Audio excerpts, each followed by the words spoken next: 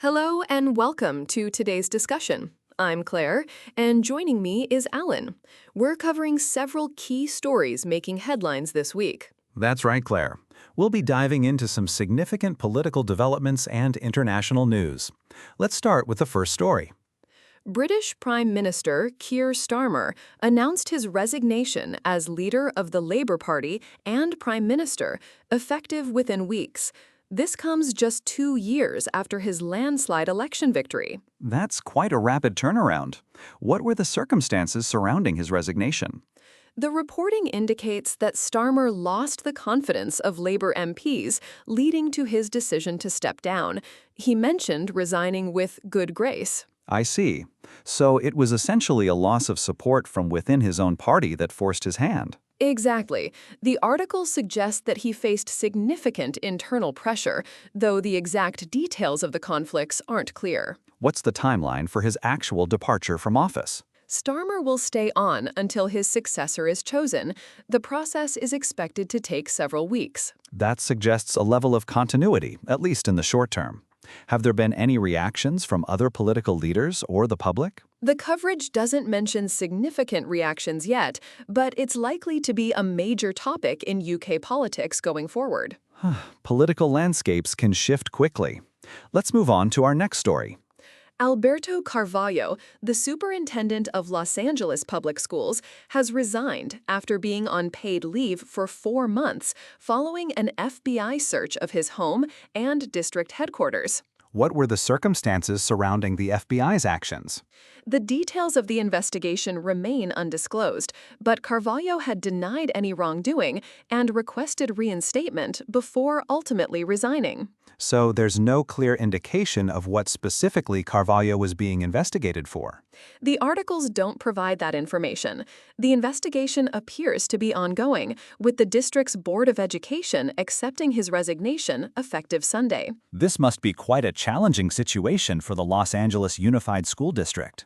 What's the expected next step for the district? The board will likely need to appoint an interim superintendent and begin the process of finding a permanent replacement. That process can be complex, especially given the sensitive nature of the circumstances. Let's move on to another story.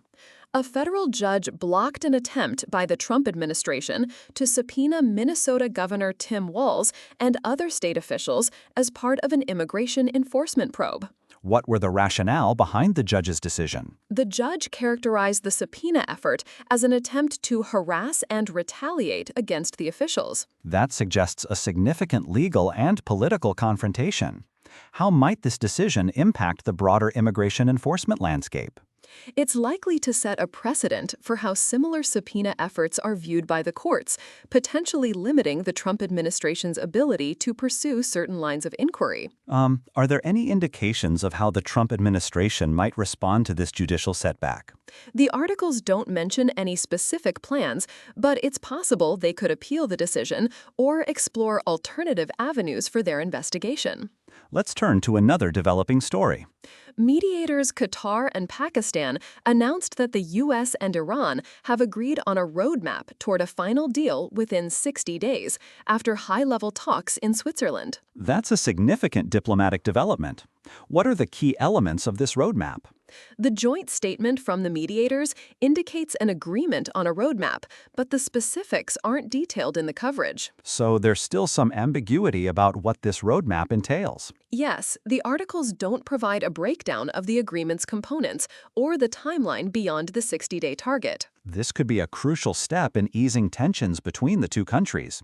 Have there been any reactions from other major powers or international organizations? The White House has reportedly not commented on the talks, so it's unclear how this development will be received by other stakeholders. Let's examine one final story.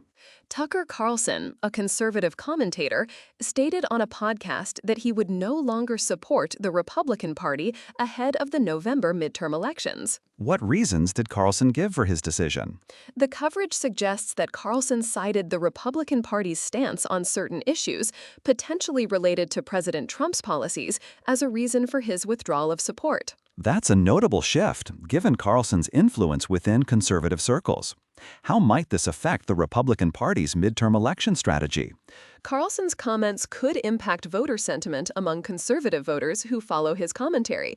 However, the exact implications are unclear. It'll be interesting to see how the Republican Party responds to this public dissent from one of their prominent voices. Indeed.